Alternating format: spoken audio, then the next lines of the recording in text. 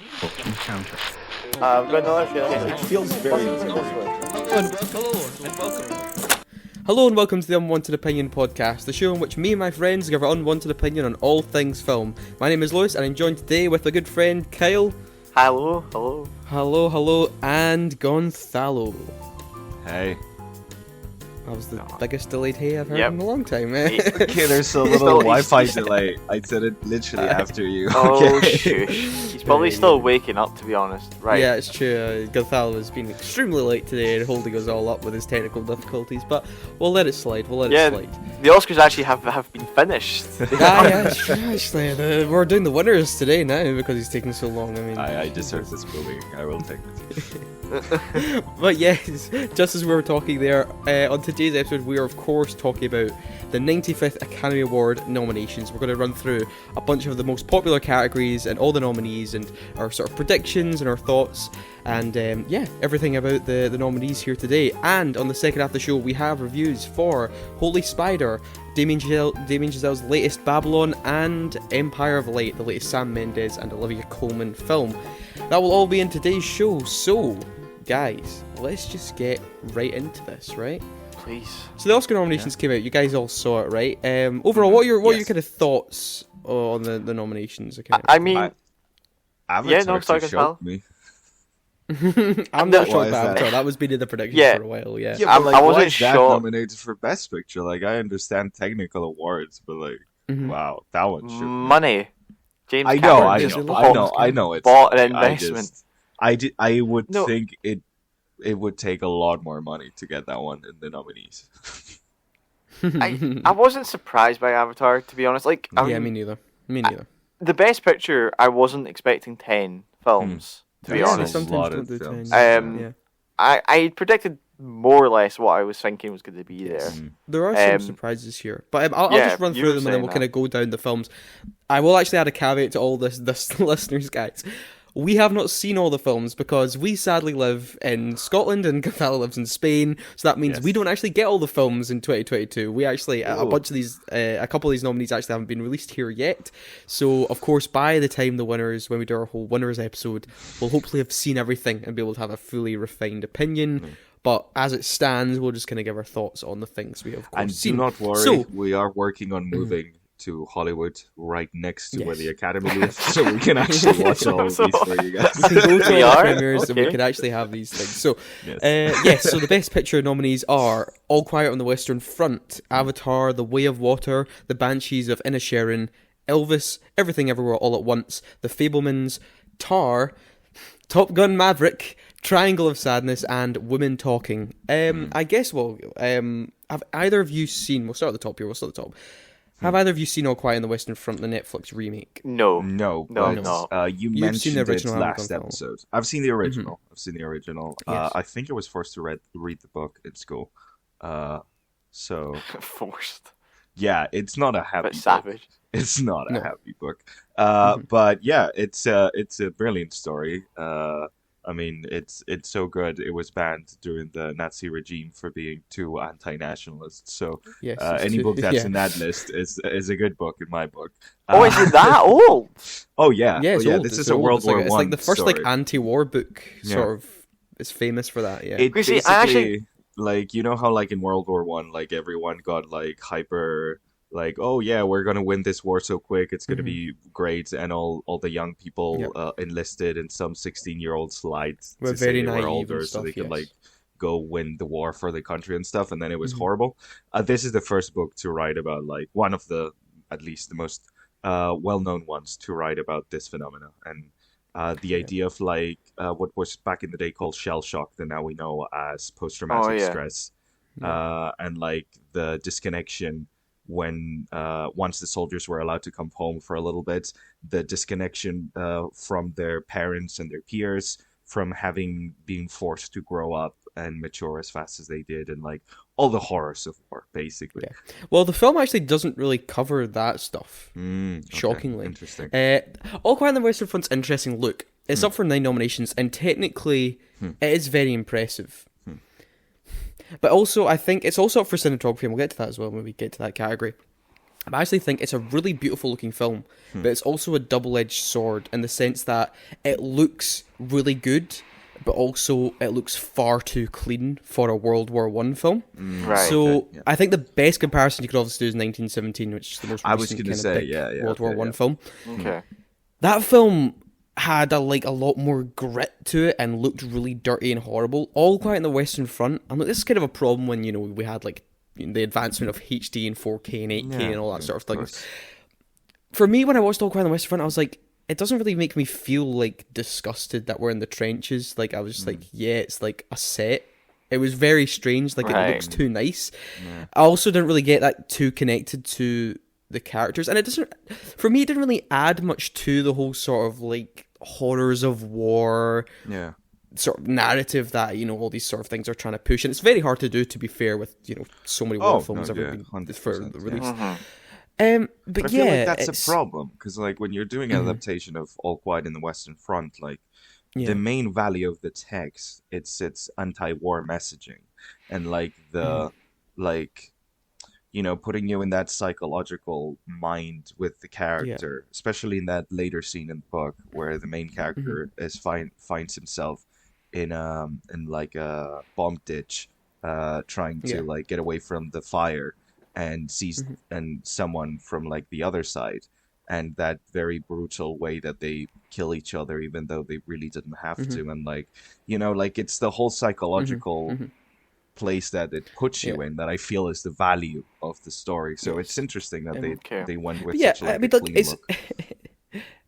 It led the BAFTA nominations with 14 in that award thing, but it's weird. I'm it's good. I can say it's good, but I don't think it's not on my top 10 of the year or anything like that. I mean, I watched it before so I could make my list, and I was it didn't really crack my top 22 when I did that thing. It's good. I'll say that. It's well made. Right. It has some great moments. There's a great moment with the arrival of the tanks. But let's move on to Avatar: The Way of Water. Why the hell is this here? I was going to say that out right. Well, why is this here? Right, Kyle, you're the big... Funny. Me and Gothalo do not like Avatar: The Way of Water, but you did. I still like it, and I'm still I don't think it should be here. Right. Because I don't think it's done everything. To be honest... So, this is what I was actually thinking about.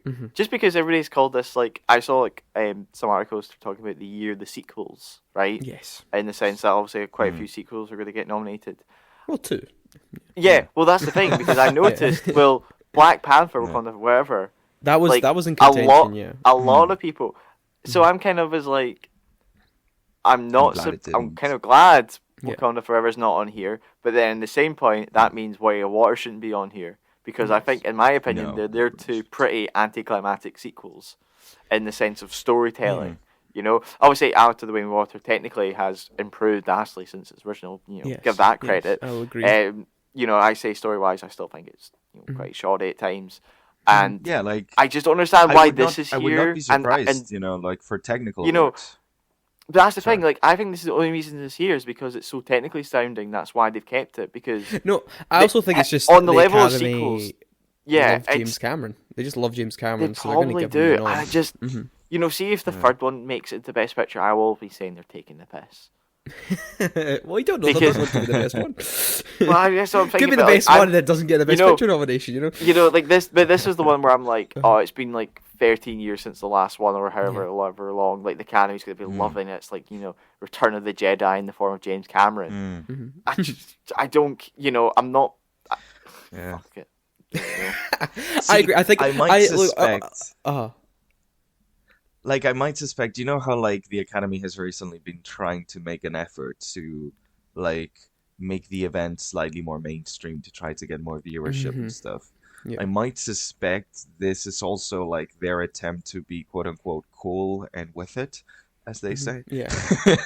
Well, so they put in a big blockbuster so that you get so all the people tend saw to that. try, But I don't really think they needed to do that with Avatar: The Way of Water, because you have Top Gun and Everything Everywhere All at Once and Elvis here, which are all very, very successful films in their own right. Those are all very popular and beloved films that Avatar: The Way of Water, to be fair, I mean, I honestly don't understand a bunch of the love for the film. I really think it's a badly made film. In terms not of only story, that, I wasn't here for the story, episode, but the amount of racism that the first one had is expanded upon with the blatant appropriation of like Pacific Islander culture without even trying to like hide it in this one, which is just utterly disgusting, honestly.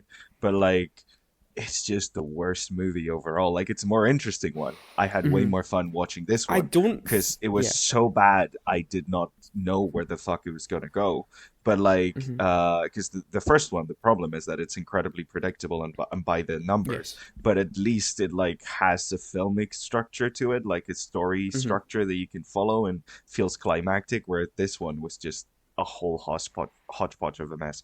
I don't see its value as like, you know, overall filmmaking. I can see its value when it comes to the special effects and the technical aspects of the film, which I agree are outstandingly well done. But best film. Yeah. Well, it's bizarre to me. But let's move on to the Banshees of Inisherin, which it was in my top 10 of the year. I'm really happy it's here. It absolutely deserves a spot. I loved it. Yeah, I think it has, like, I can't remember how many nominations it has. It's all their actors got nominated, though. All the four leads got nominated for everybody acting. got nominated. It's great. I actually saw a thing that out of all the 20 acting nominations this year, a quarter of them are Irish. A quarter of the nominees are all Irish because of this film, which is fantastic. Nice. I don't think we really talked about it on the show, The Banshees, or at least I did a review of it. But Kyle, did you like it? You saw it? I watched it when it came on streaming. I loved it.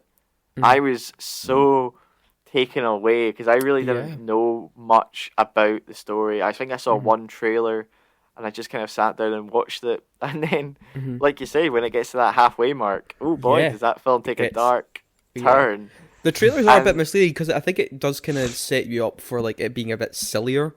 That's what I kind of thought, is. you know, like, I did like think it was comedy, a bit silly. I thought it was going to be a bit sillier, and I ended up watching it, and I just felt, I mean, you know, both of them, the actors, Colin Farrell and Brendan, incredible. I mean, giving credit to is Barry Keoghan as well. He was actually really.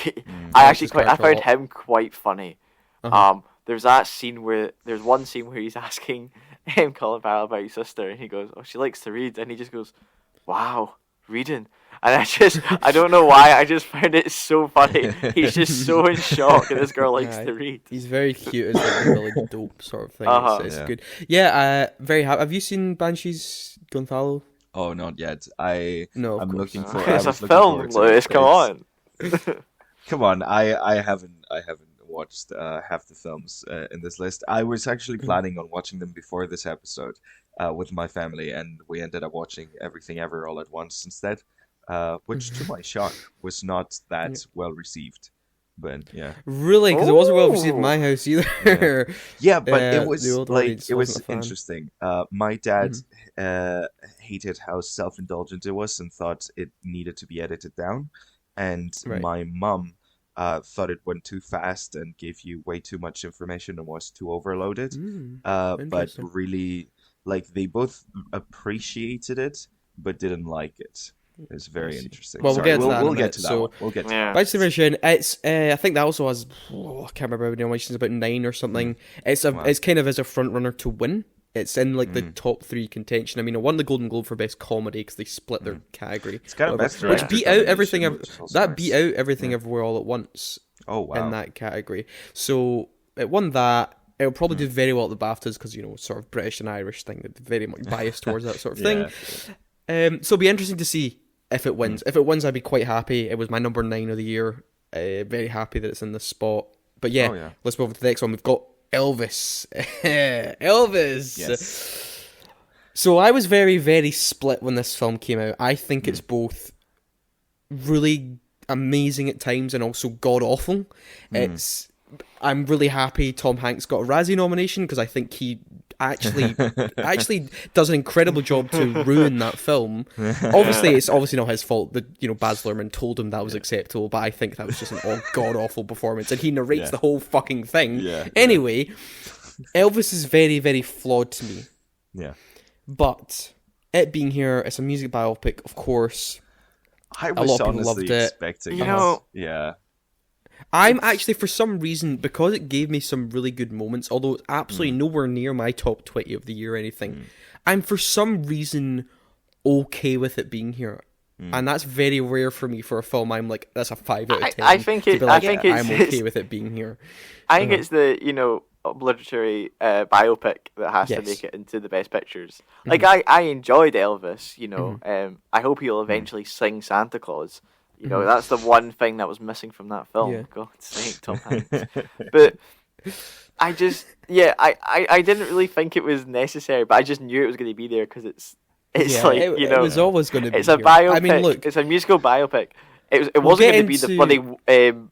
What was the most recent one that came out? Oh, no, it was probably a bit too late. Well, tell. No, the musical biopic, you numpty. The Whitney Houston one. That's the one. But that's meant to be quite bad. So, look, we'll get into the other categories that's nominated. It's Bohemian Rhapsody, so it can't be good. I see. I don't think you'd enjoy it, Gonzalo. Like I said, I found the first hour of it really hard to get through. I really did struggle. I was in the cinema, I was like, Jesus, this is like really shoddily done. Like the film opens like a trailer. Like it opens like open fade to black, open fade to black. I was like, what is this? Anyway, it was a very strange film, but for some, I'm okay with. I can accept it being here, but we'll get into its other nominations here. The big one with 11 nominations, the most nominations of any film here, is Everything Everywhere All at Once with 11. Yes. Bunch of acting nominations as well. We'll get into that too. But Gonzalo, this was your favourite film of the year, so you're very happy to see it here. Are you surprised the Oscars have actually given it so much love? See, I would be if the Golden Globes hadn't happened. But after the amount of nominations it got there and the amount of praise it garnered from there, I would have been surprised if they didn't. We talk about this a lot. Like, you have a lot of theories about, when someone wins something, it'll then be nominated for this and that. For me, once one big film event is aware of a film to the level that they were when it comes to this one, it would have surprised me if the Oscars weren't.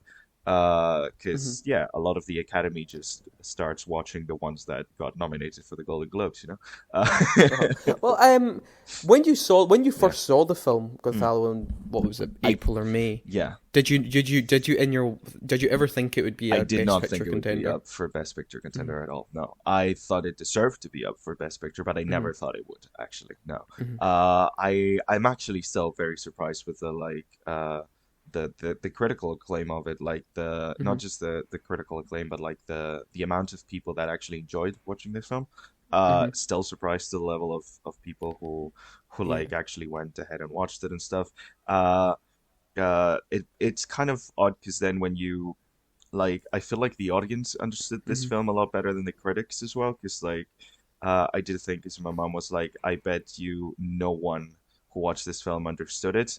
Because I started to tell her all the aspects that I enjoyed of the film, she was like, "I did not get any of that," and we started doing. Like I said, my parents were the same sort of thing. Kyle, are you happy to see that it's here? Everything everyone wants got some love. I am actually quite happy to see it was there. I really enjoyed it. I don't think actually any of my family have seen it, so I can't really jump on that bandwagon. I have told my dad, the classic Oscar nominations came out. I was like, right, you need to watch this, this, and this. I will get him to watch Everything Everywhere at Once. I don't know if he'll love it, because I just don't know if it will be like a too quick sort of thing where it's just very flashy. But no, I'm happy that Daniels are getting some love. Yeah, I'm happy it's here too. It was in my top 10 of the year. I'm happy that it's here. I mean, going into the award season, I was, because the buzz just kept going throughout the whole year for it. It wasn't just like a faddy thing. It didn't just come out. It had a little bit of buzz and then kind of went away, like some films and blockbusters do. Like this, actually, it had that constant buzz throughout the year. And if you managed to maintain that, much like Elvis, actually, if you manage to maintain that, you will probably get some awards recognition. Right, so The Fabelmans has not released here yet. It literally releases this Friday for us in Scotland. So we will have a review for that next week. Hopefully we'll be able to discuss that, especially when we do our Spielberg episode. But I think it's actually coming in a couple of weeks here, because they have to dub it still. Yeah. with The Fabelmans, that has 7 nominations at Spielberg's sort of semi-autobiographical film, kind of his whole life. But yeah, it's really got a lot of hyped love. for It this won Best Picture, won Best Drama at the Golden Globes. So that's some serious. That's a serious win. I know it got snubbed out a lot of the BAFTA stuff, but yeah, I don't really see it winning though. Like Spielberg always kind of gets his film nominated. I mean, he's Steven Spielberg, of course. It's a James Cameron situation. It's a sort of James Cameron situation.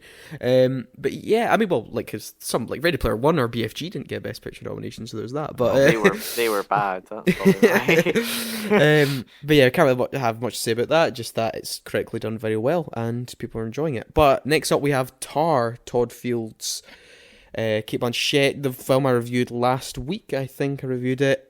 It was last week. Yeah. Tar leads with has a bunch of nominations as well. I really enjoyed Tar. I'm very happy to see it here. It is kind of Oscar-y in a way, it's a very art house, prestigious sort of film. One character-led performance kind of film, Yes. where the lead character's embodying a completely different. Yeah. You can see this very well, in an Oscar nom. I still haven't seen the film, but it's incredible how she just doesn't look like herself at all in any of the footage, in any of the screenshots. I mean, yeah, that film does not work unless you have someone like a Kate Blanchett leading it. Yeah. And the whole cast as well. It's a very serious film. It's very weighty. But I really enjoyed it. I really did like it. Some people have seen it as problematic. I do not think so at all. I'm glad it's here. Look at it going in. Everyone was expecting to get a Best Picture nomination. It's not exactly the biggest box office hit here, but it's a very, very solid choice. I'm happy it's here. But look, now it's time for another massive film that, when it came out, I was not expecting this, but here it is. Top Gun Maverick gets a Best Picture nomination with 6 nominations in total. Well, yeah. See, look. Okay, Lewis, this is the opposite of Avatar 2 for me. This is one that I completely agree with the fact that it should be in the Best Picture nomination. Just because even though it's not a very Oscar-y film, it very much embodies the spirit of filmmaking. It's a very solid story with really good acting and with incredible effort put into the production in a way that elevates it. They didn't just. It's the blockbuster that makes every other blockbuster look like shit. You know what I mean? It's like a true. No, it's a true testament to this is how you do spectacle and how you do it's this like is real filmmaking blockbuster. and it's like when the you look true back at collaborative Jaws, process. Yeah, exactly. It is. It's big. It's just choreography on the next level. With jets instead of dancers and things like that. It's brilliant. I loved. I mean, I've gushed over this film a million times in this podcast. It was my number 2 film of 2022. I love that Top Gun Maverick's here. I want it to win Best Picture. I don't think it will, but I'm just very happy it's here. Kel, what do you think? Top Gun Maverick getting a nomination. Hype. Honestly, I knew it was coming. I think ever since it just kind of the hype of the film. Yeah, once again, it just was riding that buzz ever since it came out. Maybe when I hit 1 billion, I was a bit like, oh right, yeah, everybody loves it. Not just like fans. Everybody loves it. But I know people who sort of may not have enjoyed the film, whatever. They're kind of like, oh, get a Best Picture nomination. But really, even on a technical perspective, it deserves that spot. See, that's just the thing. That's the difference for me. The effort that went into making it. I don't think just a technical, a technical. No, but I'm just saying, if you aren't a fan of the story, no, I know, but you can see that sort of aspect. The thing for me that differentiates this for example, an Avatar 2, it's just there is. How do I say this? Because I can't really diss on Avatar 2 for a lack of trying, because obviously James Cameron really did put passion into that film. Yes. Even if it feels like it has absolutely zero passion put into it. But for me, the thing with Top Gun Maverick is that it takes a very simplistic story and does a very by the numbers thing, and then works around it to elevate it into a higher level. It somehow I agree. Gives you really corny but really effective emotional payoffs, and it just works and clicks in a way that doesn't with Avatar 2, and I can understand why that's a very subjective thing to say. No, I agree. Top Gun Maverick is a really, really special film in my opinion. Some people think a fanboy over it, but no, what it just did for cinema and what it really meant to me, and just a team of people coming together to be no, let's really make this sort of best, a emotionally riveting sequel, one that isn't just lazy and using the name for for money and brand recognition. They really, really pushed the envelope, and the opposite they of a actually cash grab. destroyed that first film. They wrecked that first Oh, film. they did. How good it is. You can't but yeah, really now watch it's the time for first Top yeah. Gun after that one and think, "Well, that's still No, at this point, you've absolutely destroyed the original one because of the way the second one feels and looks, and you know. Yeah. But look, let's get to the last two nominees because none of us have seen these, sadly.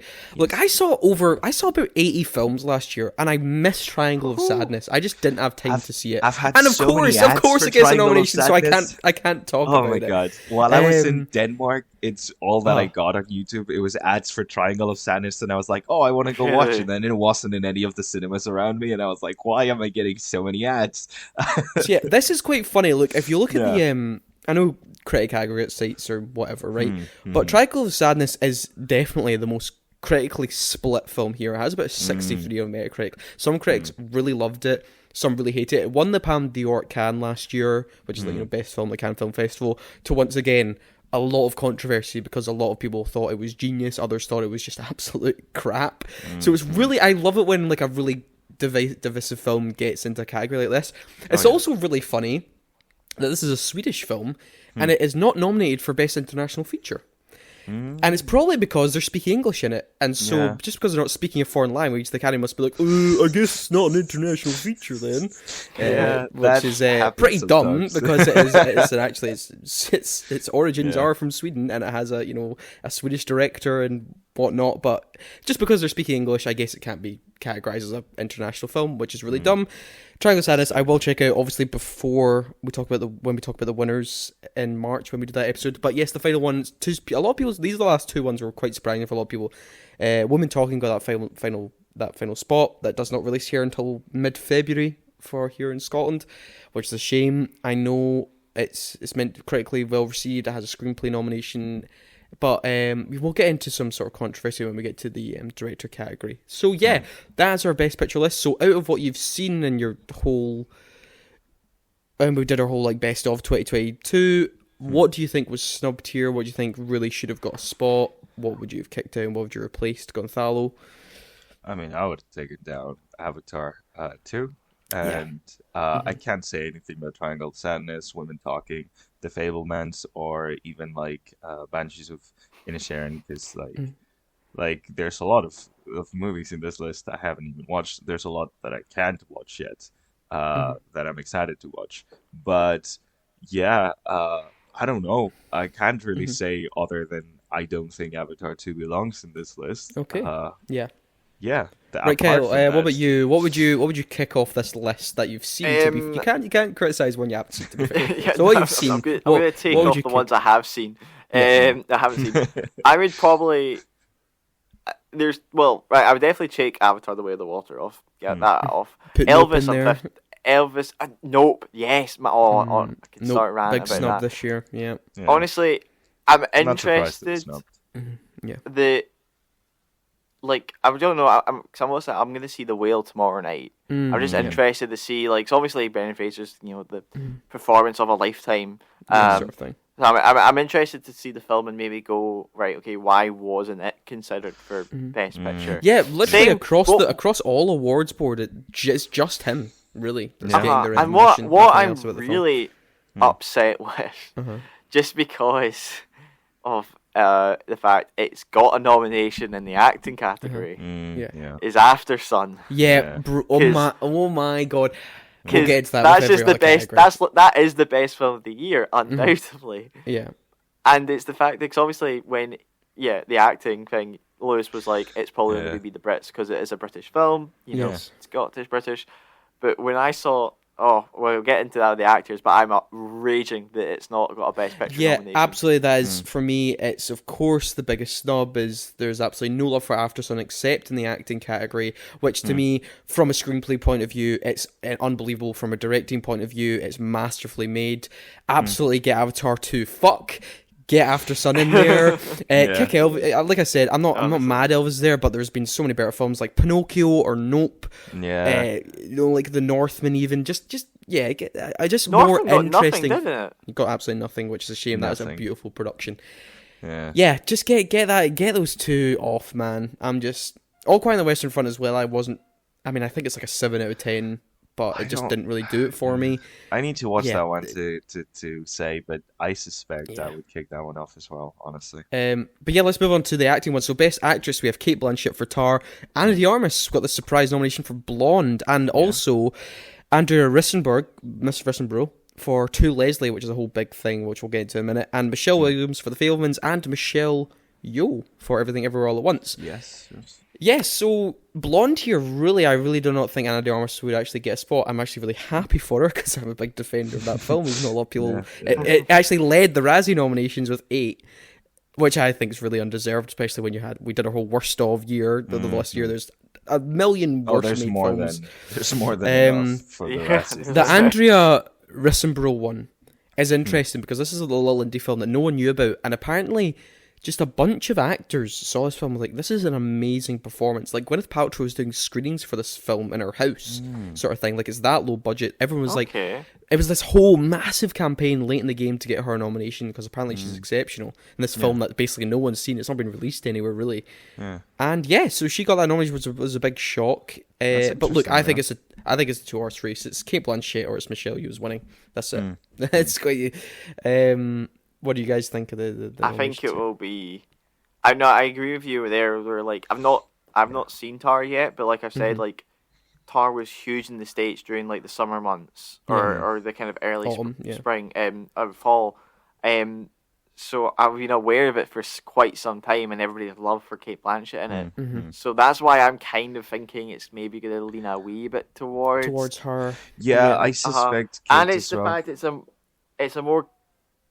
I don't know if the Academy will be like it's more just a kind of simple film than Everything Everywhere All at Once, so they might just try and give more love to it, or maybe because she's actually, isn't it semi based off a real person? Yeah, kind of, but it's not really. It's not really a real story or anything like that. But Look, it is a very Oscar kind of tale because it's like it's a very character driven story, very much like a character autopsy kind of thing, and like she embodies the character and she like changes her mannerisms and stuff. So I feel like it's a very Oscar-y performance. I don't really like the way you're phrasing that because I for ages thought Michelle Yeoh was the best actor of the year, and then I saw Tar and look. From the outside, I'm not saying it's like a bad thing at all. I just haven't seen it, so I can't tell you whether it's good or bad. But from what I've seen, just from trailers and from like the stuff, because I can't see this freaking movie. I really want to, but I can't.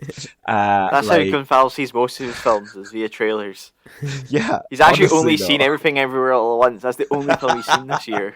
It's incredible. No, but honestly, it feels to me like a more typical Oscar kind of like performance, which does. I don't mean to detract from the like acting prowess because it looks amazing, and I'm really looking forward to seeing it because it does feel like a very embodied performance, like a very like a very hard performance to do, and I think it's more going to be a favorite in this case. Look, that's the thing. Look, because actually the biggest thing, one of the biggest stats that came out this year is that. Throughout all the acting nominations, there are about, I think, 16 first-time nominees out of 20. So this is the first time in a long time there's really been very few returning nominees. Even in this, like Cate Blanchett is, of course, I think she's won 2 Oscars or something in her career. But look, I said Michelle Yeoh for ages. I really did. Like, her performance is very hard. She's doing comedy, she's doing action, she's doing drama, she's doing a lot. But Cate Blanchett in Tar is so good. It's so natural. She just embodies this character so well that I really can't actually predict who's going to win that award. If it's either Cate or Michelle Yeoh, I should say, I wouldn't mind either way. But I think for me, I'm maybe leaning just more towards Tar for Cate Blanchett. But let's move on to Best Actor. And look, for the first time in years, I can't even remember the last time this happened, every single one of these nominees is a first-time nominee. Yes. So, really? Yep, no one here has been nominated for Best Actor before. Oh, wow. Austin Butler for Elvis, Colin Farrell for The Banshees of Inisherin, Brendan Fraser for The Whale, Paul Mescal for Aftersun, and Bill Nye for Living. I have not seen The Whale. I've seen the rest of these. And for me, it's Paul Mescal. It's just Paul Mescal. It's a shock he got the nomination. He won't win. Yeah. He won't win. Yeah. But it's Paul Mescal. I just want him to win so badly. It's Paul Mescal. His performance is just so. It's like that Cate Blanchett thing. It's like it's unbelievable that you're looking at a fictional character. Like, it just feels so real, and it's so heart-wrenching what he does in that film, and it's just absolutely beautiful. I was saying this is actually really a big shame, because Brendan Fraser's has had the hype around him winning this probably Oscar. will win, and he will probably win this Oscar. But I would watch Brendan Fraser cry for losing it to let Paul win, because he deserves it so much. That's the thing. I don't think Brendan Fraser would cry if he loses it. I think he'll cry. No, I think it'd be very great. I think he's humble to be getting the love that he is, and he's obviously. I think he's happy with the Golden Globe nomination and the fact that he's allowed back in Hollywood after being blacklisted for talking about abuse. You know, like I'll quickly go through these other ones as well. So, Austin Butler for Elvis. Look, Austin Butler really did carry that film, which I thought was a mess for like half of it. He's so the best good, but part of Elvis. Like, he's the part that kept me wanting to still watch it despite everything that was happening on the problem is, though, I've hated the fact Rami Malek won Best Actor for Bohemian Rhapsody because he lip-synced his way to an Oscar, right? And it got even worse. This is the thing that just made it even worse, is that the next year, that Rocket Man biopic came out, where Taron Egerton sang every single song like Elton John with incredible talent, and he didn't get a nomination for actually doing that. Austin Butler. The one time we get like an actually good musical biopic, like the one good music biopic that I've seen in the last however long, and it just gets completely snubbed. Look, and that's the thing. Austin Butler did lip sync like 90% of the songs, which is a really frustrating, because see, the one he does sing, it's so good. Why didn't you just let him do it? Why didn't you just let him do that for the whole film? Like, Baz Luhrmann! Anyway. Why didn't they make a good movie? That's another question. Fucking Baz Luhrmann. God damn it. That's why I'm like, Austin Butler, you were good. Yeah. But I just can't let you win, man. I wish I had the deciding vote. I just can't let you win because you lip synced your way. And it's not your fault. It was fucking Baz Luhrmann's decision to just rid you of your talent. So for me, it's Colin Farrell. The other one's Colin Farrell was terrific in The Banshees as well. Yeah. So funny, so cute, so just like, carries like the weight of the world on his shoulders. Fantastic. Bill Nye in Living was so touching. I'm so happy he got that nomination because I loved Living as well. And I would have actually happily seen get a Best Picture nomination too. Bill Nye was just so touching. I loved his performance. It was just so human and beautiful. I loved it. I'm honestly very happy at the amount of like nominations happening this year that comes specifically for films you've, Lewis, mentioned, like having a really good time watching this year. You know, like it's surprising to me how many nominations there are this year. There are like ones that you just said you liked, you know, like you weren't predicting, this is going to be nominated for anything. Just like smaller films where you're like, hey, this was a good film that nobody saw. There's a surprising amount of nominees here. I am very happy about that. Again, Annoyed After Sun got snubbed for Best Movie, but at least it's got the Best Actor nomination, and hopefully he gets it, honestly. I don't know. I think it's going to be Brendan Fraser. I think it's Brendan Fraser. I will personally go and slap Austin Butler if he gets it. I'll do a Will Smith if he wins Best. But goddamn, the Academy love a good lip sync. So, Best Supporting Actress, we have Angela Bassett for Black Panther: Wakanda Forever, Hong Shou for The Whale, Kerry Condon for The Banshees of Inisherin, Jamie Lee Curtis for Everything Everywhere All at Once, and another surprise nominee, no one expected this coming, was Stephanie Hsu for Everything Everywhere All at Once as well. Yes. The bookie's favourite is Angela Bassett for Wakanda Forever. I don't think it was that amazing a performance. I think she was actually. I think she was the best performer in the film. But I don't think the film is Oscar worthy. Exactly. I don't think the film itself, besides that one speech, which was very big and emotional, really gave her much to really she's great, work with. But her character didn't have much to work with. No, it would have been interesting to see it. But so spoilers for the Black Panther if you've not seen it.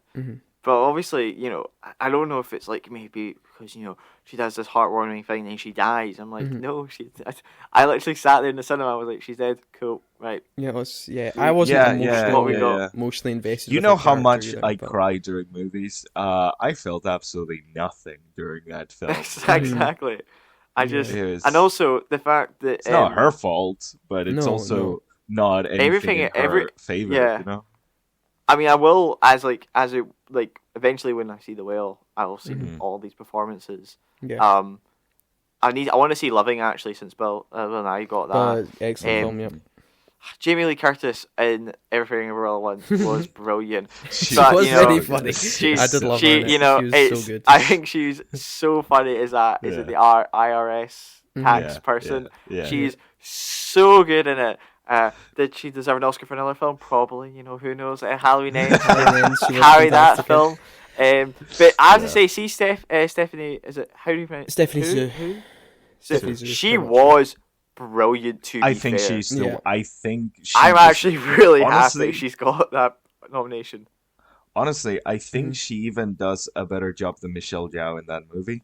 What? I will stand I by disagree. that. I think her performance. I'm not going that far, No, I'm not Gonzalo. going I that think far, she's yeah, good. I'm sorry, but like her performance was so fucking hard, and it shifts so much, and I think she sells it completely. I think she's good too, and I do think she deserves the nomination. We've not seen The Whale, to be fair, so we can't comment on Hong's performance. That's true. For me, though, I think Angela Bassett is going to win. She's just like the bookies' favourite. But for me, Kerry Condon, I think, really should take this award. I think she's fantastic in The Banshees of Inisherin, and she actually, she kind of has to play that like the straight woman sort of thing and like this absurd thing that's going on. It's and so funny. The emotional effect it so sort of takes in her is very convincing. I think she's fabulous in it. But I will say the biggest snub here is, for me, it's Frankie Corio in Aftersun. I think she's terrific. She's a genuine star in the making. I from a 13-year-old kid, just absolutely fantastic performance. Here's a question for you, Lewis. Yeah. I don't know how much of technicality-wise you know about the Oscars. But since Paul got a nomination, does that allow like Charlotte and like Frankie to go? Or is it only like him that gets an invite? I think he will get to invite who he wants. I think he gets his +1, but I don't think. Better be Frankie. Yeah, That would be adorable. But let's move on to supporting actor. So Brendan Gleeson for The Banshees of Inisherin, Brian Tyree Henry for Causeway, which is a big surprise to everyone, Judd Hirsch for The Fabelmans, Barry Keoghan for The Banshees of Inisherin again, and Ke-Huy Quan for Everything Everywhere All at Once.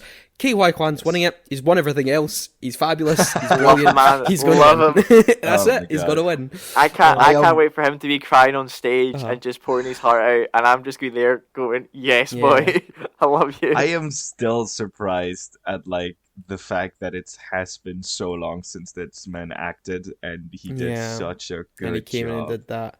Oh Absolutely. my god! So I'll get. The annoying thing is, once again, I missed this because I was like, I don't think it's going to come up in any of the Oscar stuff. It's Causeway. I had Apple TV and my subscription ran out, and I was like, I'm not going to watch Causeway because it's not going to. Of course it shows up, and I didn't watch it. So that was one that was a surprise to everyone. Going in, no one expected this. Brendan Gleeson for The Banshees of Inisherin, I think, is a cheat nomination that the studios love to do every year. Like I was saying before this, the studios decide who they put forward for nominations, and because they knew Brendan Gleeson wasn't going to get a lead actor one, they just put him in supporting, which is bullshit because it's equally his film as it is Colin Firth. Is also a lead. They did it. Exactly. They did it with Mahershala Ali for Green Book, which when he won that, I was like, I love you, but you were the lead actor in that film. I don't know why you want to support. That's just cheating. So for me, he actually really shouldn't be here. But look, I don't really have many other complaints. Barry Keoghan was very funny and very cute as well in that film. He was so cute. But yeah, Ke-Huy Quan, I think that's everyone's favourite. Look at the Banshees of Inisherin and Everything Everywhere All at Once. All of their main casts have been nominated now. And between the 4 categories, literally they're holding most of it. It's so good. That just shows how good those films were. But let's move on to Best Director then. So we have Martin McDonagh for The Banshees of Inisherin, the Daniels, I'm just going to say that for Everywhere All at Once, Steven Spielberg for The Fabelmans, Todd Field for Tar, and Ruben Östlund for Triangle of Sadness. My biggest snub here is, I actually have 2. One, I really wanted Charlotte Wells. I think she's a fantastic director here, but also wasn't actually in my top 10. It was in my top 15. But Decision to Leave is nowhere to be seen here. It got love at the Yeah. BAFTAs, but Decision to Leave is a masterfully directed film, and no love here. Yeah, I actually don't really know who's going to win this, to be fairly honest. I think it's between Martin McDonagh and the Daniels for Everything Everywhere All at Once. I was going to say, I feel Spielberg's just in it for the sake of Spielberg's Spielberg. there, yeah. I also actually think I mean, Joseph they have to Kosinski invite for Top Spielberg Gun. to the Oscars. You know? Well, I Joseph had Kosinski for Top Gun as well is a big one. The thing with Joseph Kosinski, it's like it's hard because how way much the control movie- did Tom Cruise have to That's direct the- that Well, film? No, it's also, honestly, but also to honestly. see how not just when they were all Tom Cruise, but like interviewing- the actors. Like when he they all talks did about say his they own film, directed he's like themselves. everyone directed themselves. Like he Yes, was just and the waiting camera call. while people did the Yeah. thing. So like, I think it would have been unfair to give him credit for that movie. Yeah, he's not helping himself, and he's going like, "Oh, I really actually didn't direct this, to be honest. Yeah, It's just yeah, there because like, Tom I'm Cruise like, was- okay, needs fair a- But dude, there's needs a more credit. to it than Fair just dude. shooting stuff, though. He I still has know, to, I know. put it all together, have the final say. Yes, he had to yes, look. He had to yes. wade through all that footage and be like, "No, that's not my Yes. vision. I want this." That is So- very much true. But also, Yeah, it's if the interesting. director himself is standing in front of a camera saying, "Well, I didn't really do much for this movie," Yeah. then nominating him for an Oscar is kind of a weird thing Yeah. to do. So, like But look, that once one, I again- understand. Yeah. I will also add this once again. Also, Jordan there's Peele, no- come on. Yeah, Jordan Peele. Look, it was a very stacked year for directors, and that's why I really wanted Charlotte Wells to get in here, because I think what she did was just like expert craftsmanship on that film. Also, there's no female nominees here, so that would have also No. saved you from that controversy. Woman Yes. Talking was a big thing once again. I blanked on the name who directed that, but she didn't get a nomination here. So, yeah, big issue there. Director one I'm is a bit iffy this surprised, year. like, Uh-huh. Fran Kant wasn't nominated for like Mask, because you guys talked about how No, but that was like- technically a 2021 film. Oh So shit! it doesn't okay, count. That's the it thing, came like- out- No, the When, confusion. like, See, it people came might be out like, last year for us. you might be like, why aren't you listing? Uh-huh. This was on your list. This is on your list. But Yeah. technically, they would have Yeah. counted for Yeah. other years' Oscars because of the whole Okay, that makes release sense. That makes bullshit. sense. No, Original it just screenplay. surprised me. Yeah, original screenplay. Sorry, Let's go. original screenplay. We have Banshees of Inisherin, Everything Everywhere All at Once, The Fabelmans, Tar, Triangle of Sadness. So this is exactly the same as the director one, the exact same list. Pretty much, yeah. Look, now I'm going to say this. Whoever out of Banshees or Everything Everywhere All at Once, whoever wins this screenplay Oscar will not win Best Picture. I think that's Yeah. how they're going to Yeah, do it this year. I think they're going to for sure. give one of those films Best Screenplay, and that will save them from sort of being like, well, you didn't win the Best Picture award. Because that's the Academy's been doing that recently, is they haven't really had a film that's really sweeped in a long time. I think La La Land was like the last one, and that one like The 6. last one. That one's 6 in But total. people- So that was the people last didn't kind of receive sweep. that very well. So And obviously the again, like Best Picture the thing with the controversy, thing like Oscars, that. like like the thing with the Oscars as well is like a lot of the decision making is rooted in what will be received nicely Yes. and what won't. So like like they do tend to like give the same 3 nominations for a director, film, and Yeah. screenplay, and then like divvy it up between the. And the also, 3 if ones your that they film, the like, most. all these stats and stuff, if your director is up for best film as well, then they're leaning more towards that film winning. I mean, there are exceptions. I think Coda last year was, I think, a double whammy, because we'll get into editing in a minute too. But that did not have a director or editing nomination that won Best Picture, which is like a statistical anomaly, which does not happen. And that film should not have Very won Best much so. Picture. But anyway, yes, I think it's between Banshees and Everything Everywhere All at Once. And Yeah. whoever Yeah, wins I'd that, say the I same. don't think will win Best Picture. But who knows? I've been wrong many times before. So, adapted screenplay, we have All Quiet on the Western Front, Glass Onion, A Knives Out Mystery, Living, Top Gun, Top Gun Maverick, and Women Talking. Yes, so okay, why? Could you clear this up for me? Why Yes. Is are it because they're sequels? Glass Onion and Yes, yeah, that's the and thing. Top Because Gun you in are here? on a technically you are adapting your screenplay from an original source. So if you are a Okay. sequel, you are considered an adapted screenplay, because See, I can understand that your for screenplay Top your Gun. your screenplay doesn't exist without a previous installment, sort of thing. See, Right, I understand that so- for Top Gun, but I don't understand that for Glass Onion, because But it that is not a the sequel. case. Well, it is a sequel. It is a sequel. But it could very well be a standalone movie. Right, you can say But it's that, got the but characters. it's still a sequel with a returning character. Sure. Okay. I mean, yeah, but No, like, it's that's not. what Ryan Johnson's doing! It was one of your favorite films of the year. No, strike it off. It's not nominated. It's not nominated. No, I'm Fuck you. just annoyed it's not nominated for just best script. Or See, because if you it's watch not an more than adventure, 10 it's minutes of based it, off- Gonzalo, Oh. you probably see more connections. I don't know. No, it's You, by sorry, on a Bobby. technically it's an adapted screenplay, so it's there. If Okay, if it was sure, up for original screenplay, it wouldn't be here. It would be here, Gonzalo. You know what? So you know what? Well, it's not going to win anyway. So fuck it. Anyway, yeah. Fuck I know you. it's not, but yeah. Yeah, I don't actually know who's going to win this. Look, Living was a beautiful screenplay. I loved it. I mean, I obviously think based Glass on Onion. Akiru. Yeah. Glass Onion was really well written. Top Gun Maverick obviously had to write in all the mad stage directions and all the stuff with the plane stuff, not just the dialogue. Look, also, if you would have said to me, if you would have put a gun to every member of my family and said, is Top Gun going to get a cinematography Oscar nomination or a screenplay nomination? I'd be like, well, cinematography, hands down. My whole family That's would be what I dead. would say. So, yeah, I'm quite shocked Top Gun actually got an adapted screenplay nomination, but I don't think the script the story is the best part of Top Gun. the story was tight. It was well made. Yeah. It doesn't all just come down to dialogue. It comes down to everything else, all the blocking, where people are meant to go, how exactly. things are meant to be. Like Especially the the action the sequences emotions were of the written, jet. not just Um, like the action sequences weren't just they fight; they were written, and like there was planning to them and stuff. And I guess that counts as like part of the script. Yeah. But I'm surprised. It's Yeah. cinematography, honestly. Who's going to win here? I'm actually going to say, I've not even seen it, and I'm going to say Women Talking is going to win. I think they will want to give that something, and it's really the only other category it's Sounds so nominated in. bad. It's meant to be a very, very, very, very good screenplay and a very good film. So, and Sarah Polley, who's here, directed it as well. So I think, I've not seen it, but I think Women Talking will take this.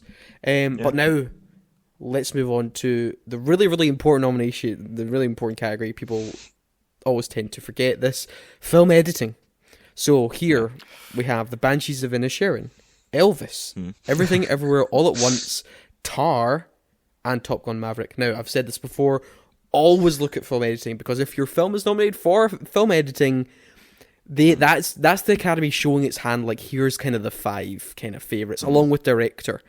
They kind of put these ones together because it's like 90% of the time, if it's up for editing, it will win Best Picture. Unlike, I think last year, Coda won, it wasn't up for editing, and that was like a shock. That was like the first time in like a decade that had happened.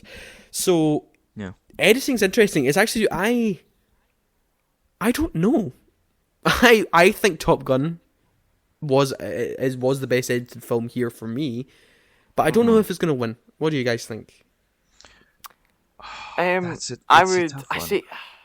I've not seen Tar. Right, I can't speak for Tar. Tar is I the will one. say It's like, you know how they always do so Elvis, Everything Everywhere All at Once, and Top Gun Maverick are like really showy in their editing. If you get what I mean. Yeah. Like this is Tar like an is subtle editor's film. The Banshees and Tar are the subtle ones. Tar is a really really subtly put together film, but they don't really tend to go for that.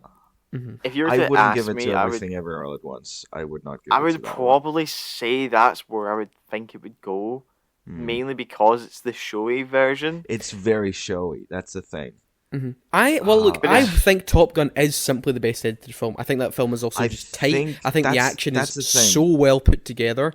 Elvis is a fucking editor's disaster for me. Nice. Don't know why that's here. Yeah. I would personally give it to Top Gun. I actually think Top Gun will win it, because I don't think it's going to win Best Picture, and I don't know where else they'll award it. So I think it will take it just so it gets Adapted something. screenplay. Adapted screenplay, maybe. For me, it's Top Gun, and I kind of think it will win. I think it'll edge out the other ones, but that's just my thing. But now we're actually going to get to 2 categories, which I think have the 2 biggest snubs of the year. Okay. Which wasn't just director too, but we'll get to original score. So, All Quiet on the Western Front, Babylon, The Banshees of Inisherin, Everything Everywhere All at Once, and The Fabelmans.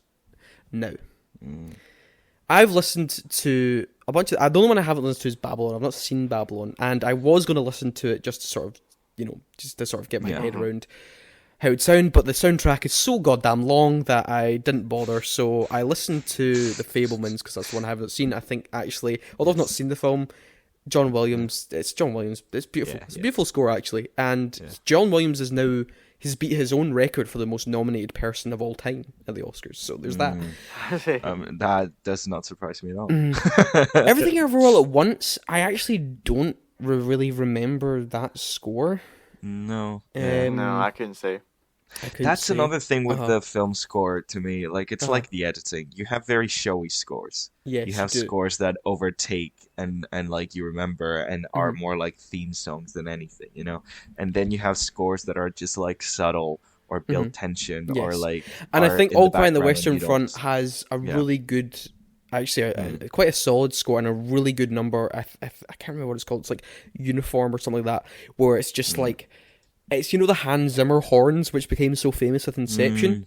It's sort of like an upgrade on that, and it goes like dun, dun, dun, but it's like really kind of scary. It's actually really good. But for me, the biggest snub, because usually people say snub when it's like, oh, this should have got nominated, this should have got nominated, but this is the one that should have won, and that's Nick Cave and Warren Ellis' score for Blonde. That score is so beautiful, and it genuinely saves that film. Like, it's so good, and I've listened to it so many times. I think it's just an astonishing piece of music, and the fact that it's nominated, and it's because, like, once again, it's like, okay, Blonde wasn't really going to get many nominations. I was shocked Anna de Armas got one in the first place, but you got to take these things apart, man. You got to look at these things on their own merit, and it just to me was the best score of the year, hands down. After Yang technically was a 2021 film, so that doesn't count. But that Blonde score, man, that's just so beautiful. I love that score, and it's just a shame it's not here. It's interesting that they did watch the movie, because obviously Ana de Armas was nominated for it, but they didn't nominate it for score. That's quite interesting, actually. Yeah, and it's just when I'm listening to other ones, I'm like, yeah, but I don't know, Blonde scores was beautiful, man.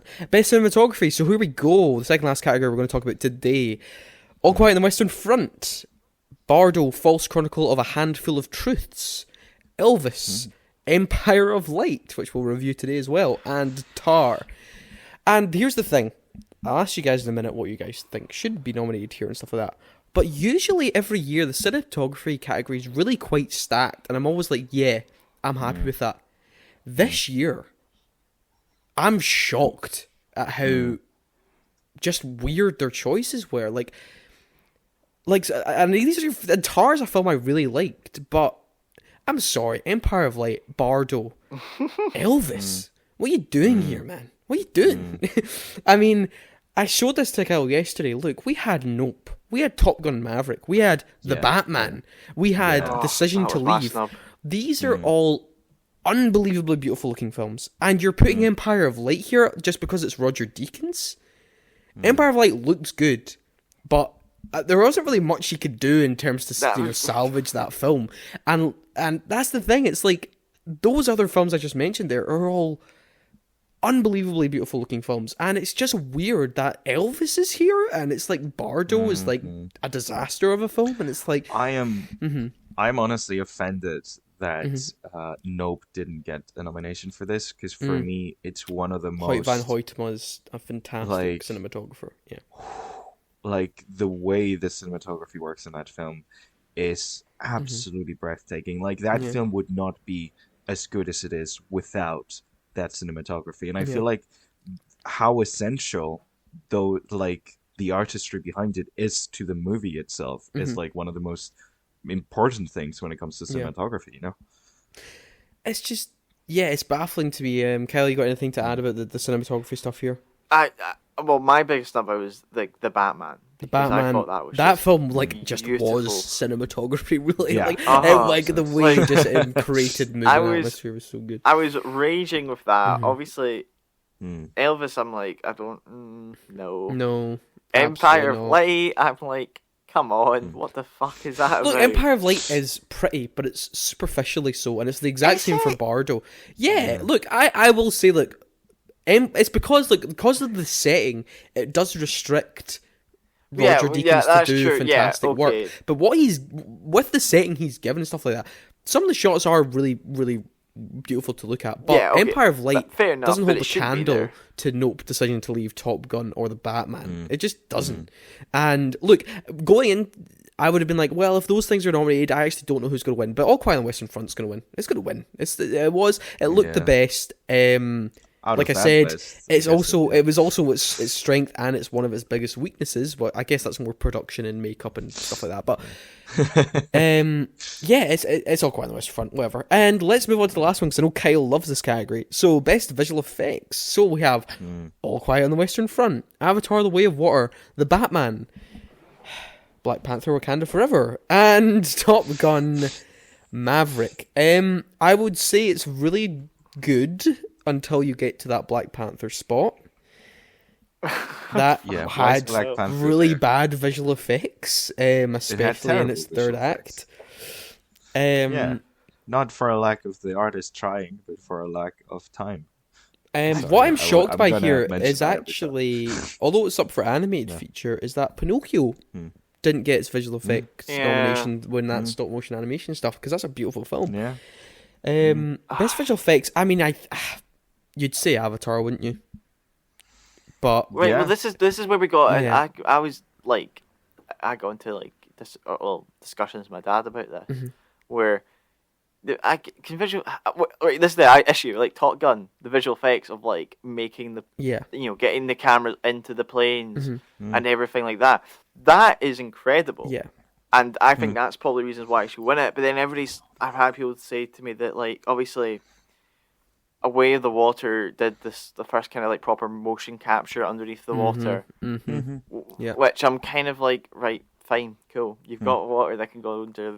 You've got stuff to go underneath the water. Yeah. But I think Top Gun should win it because it's more like trying to keep film. Yes, And not yes. just computer generated stuff. This is why I think there should be a separate category for visual effects and practical effects. Practical I think effects, yeah. they Because it does should be get in two confusing different here, doesn't categories it? Because and the combination of visual effects and practical effects is a completely different skill than the attempt to make everything practically. Like they are very different skills, and I think both Maverick and Avatar deserve an Oscar for the work that they did. Yeah. I hate Avatar 2. You guys know that I think it's a terrible movie. But the Really? only good thing about this movie... yeah. It's shocking, I Never know. mentioned that. But, like, the amount of, like, work and talent that it took to, like, blend those like practical and visual effects in this movie, I think is incredibly commendable. And I think the VFX team for this, there's several VFX teams for these movies, as well as like the practical effects should be rewarded for what they did, honestly. And if anything, I think Avatar should take this one, and Top Gun should take a different one, just because I feel like it does deserve a mention, just because of the amazing work that they did, which sadly is in service to a terrible, awful script.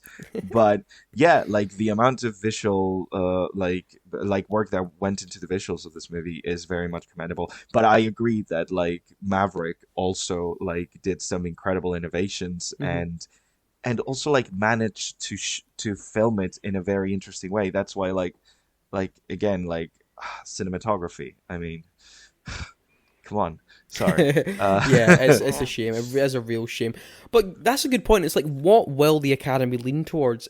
Will they lean towards purely visual effects, or will they They've lean towards already old got school James practical Cameron's filmmaking? trousers down. Oh, they're gonna give it for Avatar. They're gonna You give it think? for Just, Avatar. you know, I don't know. I yeah. actually don't know what's going. Usually, Yes, it's so because annoying Avatar's because not gonna get Best Picture, so they're gonna have to give something to Avatar. I mean, and I suppose they'll probably give Top Gun, like I said, editing or like the sound categories. It's nominated. Top Gun will win Best Sound because of just there's jets and here's a microphone, so it's gonna like, it's loud. Yeah. So Should get Best Sound for me this year. I love the sound design in that movie. yeah. That was actually a eclectic choice there, to be fair. So yeah, that wraps up the categories we're going to talk about today. So Yeah. I wonder what everyone else has to say about them. I mean, it's caused every year. There's going to be controversy. There's going to be snubs. There's going to be surprises. Always. And yeah, there was actually a handful here, which I was happy with. Some I'm really disappointed in those latter categories, like I was saying. Which usually is where the Oscars actually don't really shock me or disappoint me, is in those cinematography and score and stuff like that. But You hey, usually get those right, yeah. they do. But I'm actually really shocked by that sort of stuff. And yeah. It'll be very interesting to see which wins in March, which is... I always think it's very silly that the Academy Awards don't happen... like, they should happen in January. I'm sorry. It should like, be January. If you're doing it in March, we're a quarter through the year. Like, everyone's moved on. We're talking about Ant-Man then, man. I mean, the best film of the year, best film of 2023. So, you can't be shoving the Oscars in our faces in March, Quantum Mania, right? It's already going to win best visuals for next year. We already know Quantum it. Mania.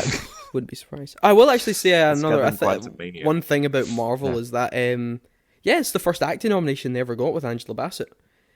It's the first one. I mean, they've won Oscar. They've never. It's also funny that they've been around since 2008 and they've never ever won a visual effects Oscar. But that's quite funny. It's understandable as well. Yeah, visual effects are shit. No, that first Iron Man. I'm sorry, that first. No, Iron that's Man. the thing. If you go back yeah. to the first ones, then I understand given the visual effects. But the more they're worried about like schedules and less quality of movies, the worse the effects have gotten. And we can complain about that some other time. Yeah. Anyways, but look, guys, if you want to hear our Oscar picks, then just go back and listen to our best of 2022, and those will be those are the real choices. Those are the real nominees. Those are the ones, real ones, the man. real ones, the real unwanted ones. opinion Fuck decisions. the Academy. Not the These three Academy. white guys tell you what's actually correct. Yeah. Yeah. To be fair, I think our choices are more diverse. But anyway, that's Surprisingly, as it is, But anyway, yes, that will end our Oscar discussion portion of the show, and now it's time for reviews.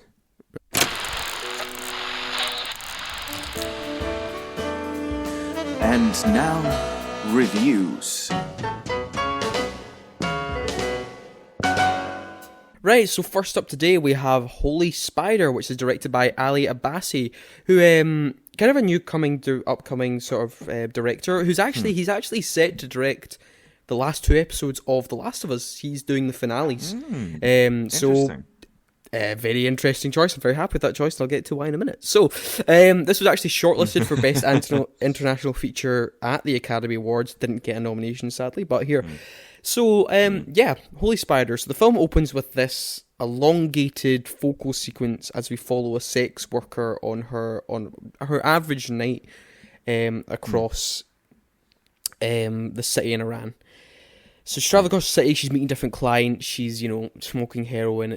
It's quite dark and upsetting stuff, but once she meets Sahid, her life comes to an abrupt and brutal end, as he is the serial killer known as the Spider, right? And that's sort of kind of the opening. The opening credits come after this sort of death sequence. But after this death, we have a journalist, Rahimi, who journeys to the holy city of Masad to investigate the workings of this serial killer who's going across the city in the name of cleansing the city. And she is on her task to uncover who is the Spider. So, yeah, what we get here is Holy Spider is this really, really engaging Iranian thriller that it kind of, it's like a murder mystery, but we already know who the murderer is, and it doesn't really go in that stereotypical cat and mouse game. Who is it? Who done it? Sort of thing. It's like we have a clear murderer, and we're sort of watching the parallel, workings of a serial killer and the journalist trying so hard to uncover who it is. So most of the tension is like on the danger that the journalist's life is at stake, rather than pretty much, and sort of it kind of goes through this sort of like misogynistic lens that so it turns into a like more visceral kind of experience. Yeah, absolutely. It's a very whodunit. It's sort of kind of very hands-on, handheld sort of filmmaking, very natural looking. We're like in the streets. It's in the streets of Masad, I should say, and it's just this really sort of brutal and dark thriller that we're watching basically the workings of a serial killer go through their sort of their motivations, their tactics, their way to sort of, get to these women, and he's basically doing it in the name of God, so he believes. And there's that sort of warped mentality through it that you're sort of in the shoes of this, who's a family man, who truly believes what he's doing is for God and for the good of his faith. And it's that I think Holy Spider really succeeds in, is that makes it so much even darker than just like the really hands-on, really disturbing violence. Like, it's a really violent film. It's really like in your face, and I think that's maybe perhaps why the reason Ali Abbasi's on directing The Last of Us as well, because of that really like visceral violence, and it's really disturbing and hard to watch. But yeah, you have this whole sort of investigation. You have throughout the whole film where we're dealing with what was I saying?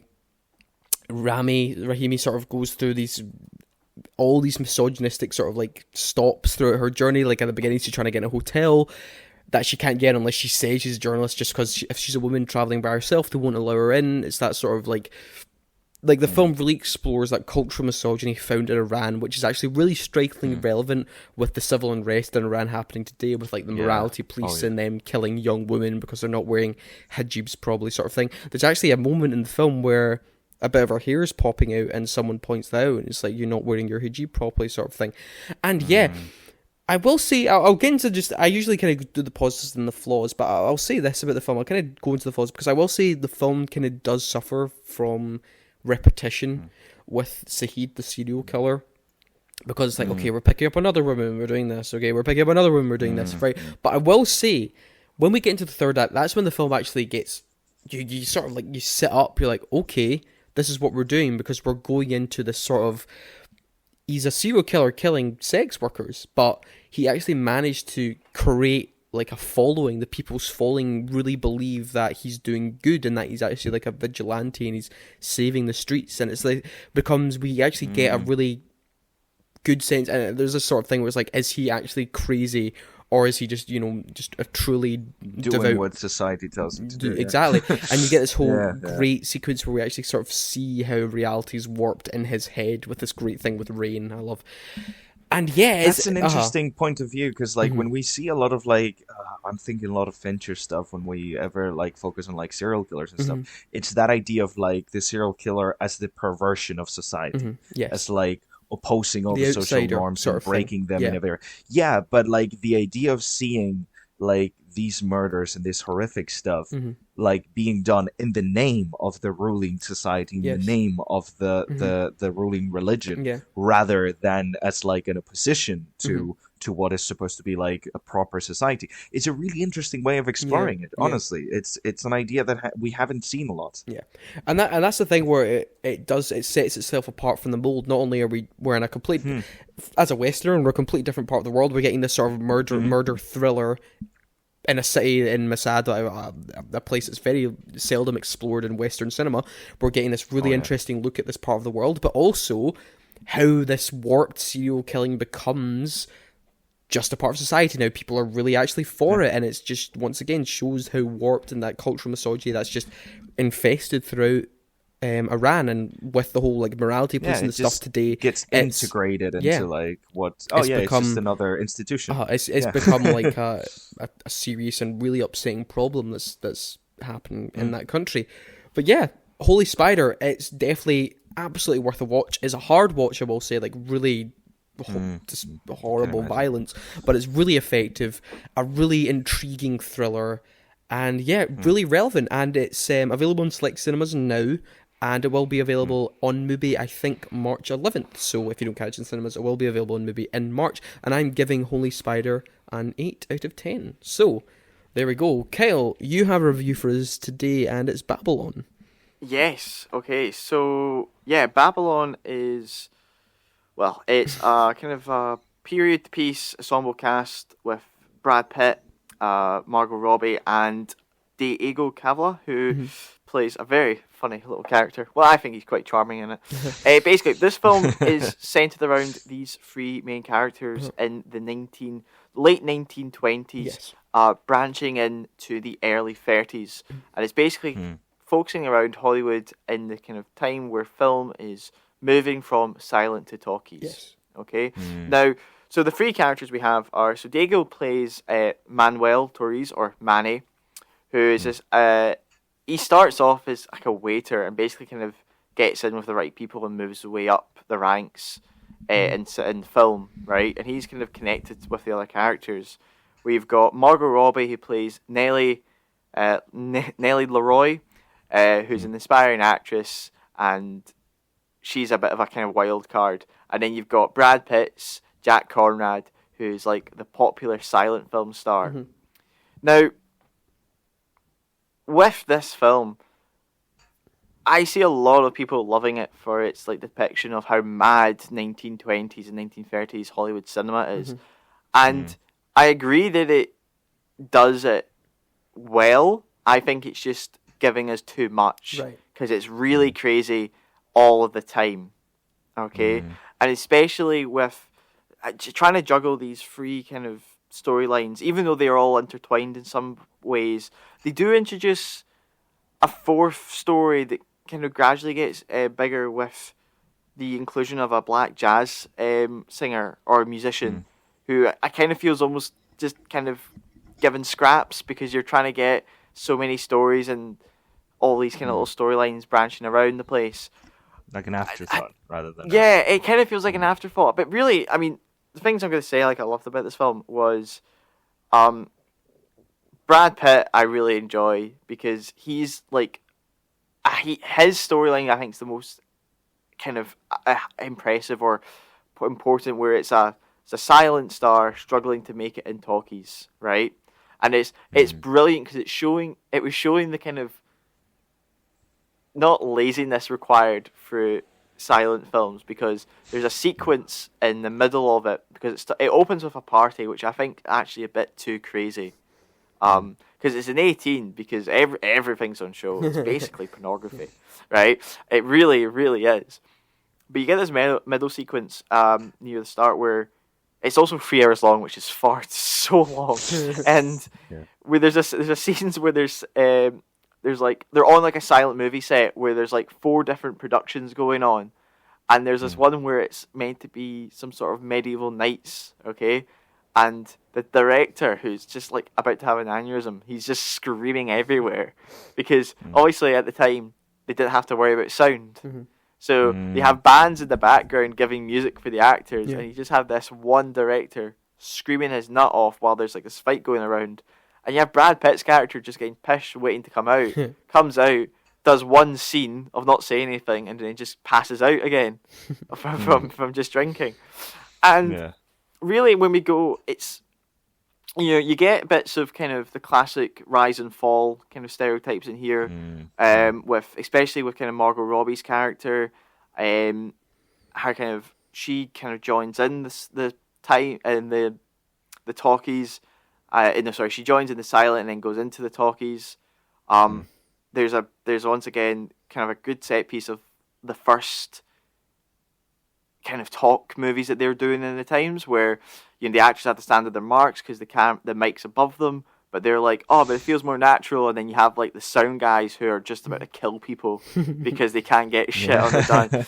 There's so many wee bits of this film that I enjoyed, and it's little like you know, when I have like a 15-minute segment and stuff like that, instead of there's like wee like 15-minute vignettes which are like, that's really good, because the whole sequence where Margot Robbie's Nellie Leroy's trying to film this talkie and everybody's just getting so fucking like you know, hair's about to turn out and everything, it's boiling in the room, and then I feel that it just becomes in the later parts a bit too random, where there's the introduction of a gangster played by our lovely Tobey Maguire, who just does a fantastic role in being this really fucking insane character, and he's genuinely, I was actually creeped out by him. It looks like he's having a lot of fun with it, honestly. But he kind of introduces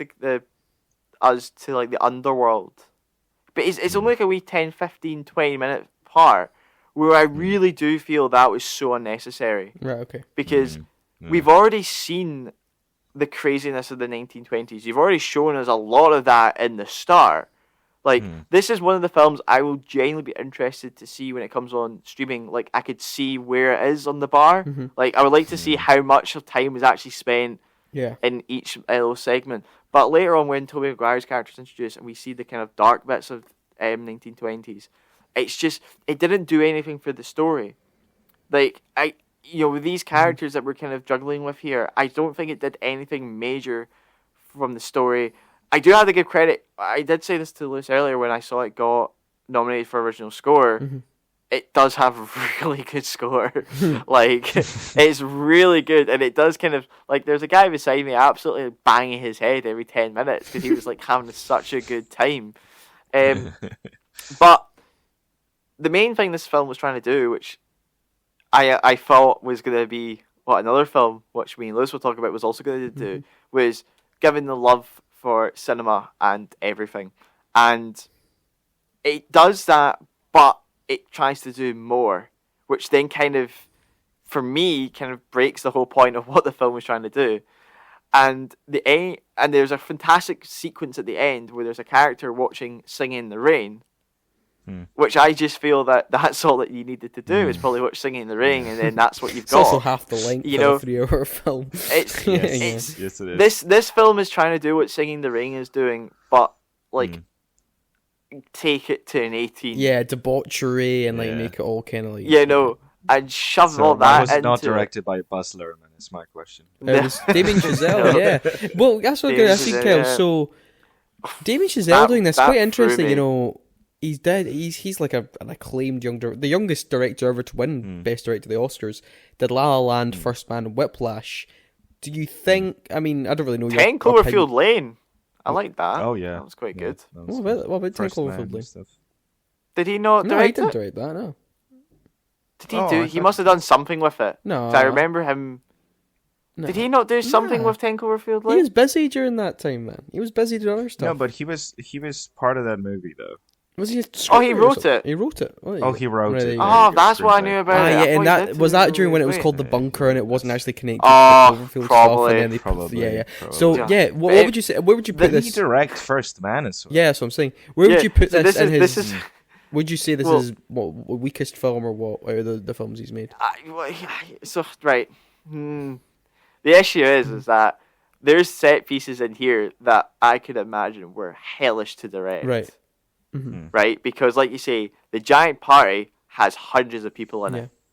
The thing when you're visiting this silent movie set, which has multiple sets on it, like doing different things, yeah. I have to give him credit for that.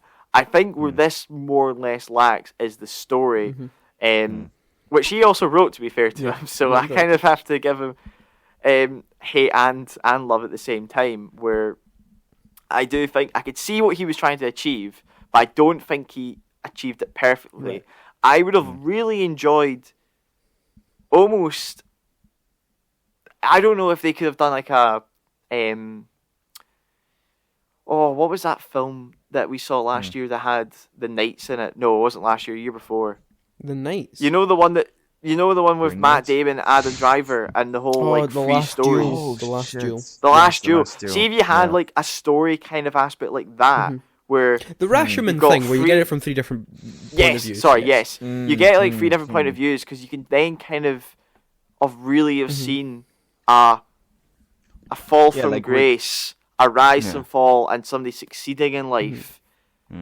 The whole like interconnect of all of it, it kind of drops because there was at points where I was kind of like, right, I'm kind of excited to go back to Brad Pitt's character. I'm not really feeling this, rather if I got them all in one section, it would have made the film feel less long because I'd have been breaking it up into 3 different mini films. Yeah. So yeah.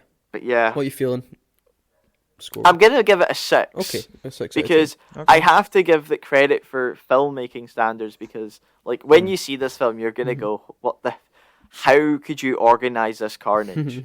Like, genuinely, how could you organize this carnage?" I think Brad Pitt does a really good job in it, and I think actually, to be honest, I do think all 3 of them do quite a good job in their kind of roles they're acting. You did it well. You did answer my question. Where would you rank this in his other films? Oh, where would I rank? That's it. That's where I'm struggling because actually, on the directing standpoint, I think he's done quite good for this.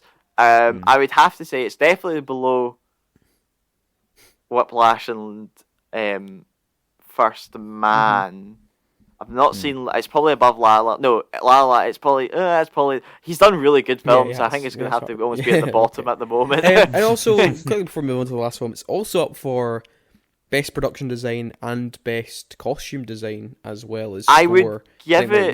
Those are worthy nominations.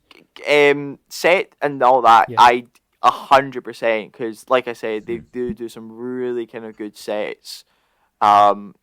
Costume design, it's a 1920s film. Chuck some tuxedos on, nothing too. Yeah. I'm not. What are you gonna do? Say, you know, they give a lot of like custom design awards to period films a lot of the time without actually like, questioning whether the actual custom design is interesting or it's just like. That's the kind of thing. It's just like, right, tuxedos and some cocktail dresses, like cool. But anyway, let's quickly do Empire of Light before the end of the show. So, yeah, we have Empire of Light, which is Sam Mendes' latest film. Director of Skyfall, Spectre, 1917, American Beauty, and it stars Olivia Colman, Michael Ward, Toby Jones, and Colin Firth. And here, the story is it's set in this English coastal town, and there's a cinema called the Empire Cinema. And Hilary, who's played by Olivia Colman, she's very alone. She's struggling with her mental health. She sees her doctor, like every other week. She doesn't really connect with anyone at work. Those are really the only people she ever sees. She doesn't really see any family or anyone else outside of work. But yeah, when a new staff member by the name of Stephen, who's played by Michael Ward, arrives, there is a connection soon comes between the two of them, and it's a much needed connection that she needs in her life at that point of time. And yeah, that's kind of the story, isn't it, Kyle? It's a romantic tale between Stephen and Hilary and sort of their whole relationship. And yeah, so with Empire of Light, this was kind of, I remember when this was all the trailers came out and stuff like that, and it was going to be put in festivals and things like that, and I think everyone looked at Sam Mendes, Roger Deakins doing the cinematography, this is going to be a big awards thing, and yeah, Empire of Light is a pretty flawed piece. It's a film that I feel like it's trying to do far too much and taking all these themes of you have a story about mental health here, there's even things about racism and Thatcher's government, the whole love of cinema, and it's all trying to incorporate those ideas while also doing this whole love story thing. And I think in tackling these ideas, it sort of meanders and feels kind of rather aimless and without purpose. I don't know what about you, Kyle? It was kind of... No, yeah. I completely agree with you. I thought this film was, from the limited amount of stuff I saw before going to see it, I thought this film was, what I said earlier, was going to be like a love for cinema. Yeah. I don't know, the title Empire of Light gives it a kind of away, and yeah, and there's a whole Toby Jones monologue about the light. Toby Jones is the best. Yeah, Toby Jones, second, which is great. I had to pat him down in the cinema. He was I can imagine him getting a bit frustrated. That whole there is basically a monologue in this that says "fuck you, James Cameron." I mean, that's just a fact. It really is. Which I like. He generally goes. I like that it's part. Like he was like 24 beautiful frames, and I'm like, oh, that's a fuck you. But yeah, like you're saying, but what we got was very much like you said, a love story with multiple kind of extra stories attached onto it. And I just didn't like it. Yeah. It doesn't really gel, it's strange. It's like, okay, we're doing this for like 10 minutes now. We're going to do the whole story of Toby Jones and the projectionist who, is very particular about how it needs to be projected. Oh, and we've also got this premiere for, like, this coastal premiere for Chariots of Fire, and we're doing this and we're doing that. And it's like, look, I'm not saying all films need to have, like, a strictly given plot. I mean, I love films that are kind of like, sometimes don't have that, like Patterson, for example, the Adam Driver film, which doesn't have a plot. It's just like an insight into this man's life sort of thing. But it's all very surface level though. It doesn't really delve into any one thing particularly well. Even the mental health stuff is very like, she has schizophrenia. There's a scene where Olivia Colman has trashed her apartment and is screams and tells you about her trauma. And that's kind of it. It's not like a very insightful look into schizophrenia or the racism stuff as well as is not done particularly with like much nuance or it's racism is bad, and there's these hooligans who are sort of inspired by sort of right-wing Thatcherite stuff, and it's like, yeah, I know it's bad, but it doesn't do much with that stuff. It just doesn't really do anything with it. I want to, if I could, to kind of circle back to the mental health part, because so you're introduced to the character. She's just kind of very numb at the moment because she's taking her. She says she's numb. Yeah. She's taking, I think it's Valium or something, or some sort of medication. And when she meets Stephen, that is when she starts to stop taking medication because she feels life's going a positive way. And then, relationship, love story, all that kind of stuff happens. And then she that's when she breaks. Yeah. But like you're saying, she breaks. And then the next scene you see her in, she's fine. Yeah, it's after the whole screw thing, and it's like, okay, we're going to go back. Yeah, and then you come back to it, and then it's like, right, so she's not... No trauma has been naturally sorted. She's just been put back on the medication. Yeah. And then that's all we've kind of seen from it. And, I mean, that kind of is just kind of like, why we have it here. And I don't really... there was a conclusion to their kind of love story, but then there was also just like I don't know. I feel we never got as much from Stephen in the conclusion of the love story, where we actually got his kind of concluding remarks from his mum. Yes. Which I was kind of like, I would have loved it if it came from his character. That would have been fun. I know what you mean. Thanks. It's, I mean, just like... Look, like I said, like we were talking about cinematography, Roger Deakins is doing it. Some shots look beautiful. There's a certain scene on a rooftop with fireworks. It's really, really nice to look at. It's quite pretty. I don't think it should be up for best cinematography because I think it's in service to... Yeah, it just looks pretty, but the cinematography is not really doing anything that, makes the whole, like, ideas or... It doesn't feel like, it just doesn't really gel well. Like, it's just it's pretty. It's a pretty looking film. That's all I can really say. And I will say the actors are doing really good jobs, to be fair. Olivia Colman's great. Michael Ward's great. Toby Jones is brilliant. Colin Firth even is playing against type, really. Kind of a nasty man. He is. Which is nice to see. And also, I can't remember who that character's name was. The little supervisor who's got the glasses and like the bowl cut. Neil. I really liked Neil. He was fun. Yeah. Neil was brilliant. I loved Neil. He was great. Apart from that, I also felt longer than 1 hour 50, which is the length of the film. It felt longer than that. I was pissed off about the ending. Yeah. Because I think they had such a fantastic shot to end on. Yes, that should have been, like you said, it should have been rearranged so that was the final shot. Like, I think that was kind of a bad edit, actually. But, because that sequence, actually, that's the whole, 3-minute sequence where it's like, well, I'm not going to spoil it. It's in the trailer, actually. There's a whole 3-minute sequence where it's like, well, that shot's in the trailer, the one you're talking about. That is true. It's actually, that was actually really nice. That was a really nice sequence, and I liked that whole, there's just music, and there's no dialogue or anything. It's just the whole process of, cinema and stuff like that, and it's great. But yeah, overall, I'm not really feeling like it's just that Sam Mendes kind of flopped here, I'm sorry to say. It wasn't really that great or that interesting. I'm giving it a 4 out of 10. Oh, wow. I'm probably going to give it a 5. Okay. I've dropped from a 6. You've dropped. You were a 5. I wasn't 5, but I dropped to a 4. Actually. Yeah, we both dropped one. Just talking about it made you guys drop 1 point. It's just... Yeah, because it does kind of ring hollow, and it's a shame because, like I said, the actors are really trying, and it's a pretty looking film. But that's about it. That's all I can really say. But look, that will wrap up today's show, guys. So thank you very much for listening, and thank you very much, guys, for joining me. Okay. Oh, no worries. All right. Okay. Well, it's clearly not thankful at all. I mean, I guess you're getting sad. No, I was waiting. Sorry, he doesn't show up. I thought Kai was gonna do it first, and I was just giving him space. It's a pleasure. Yes.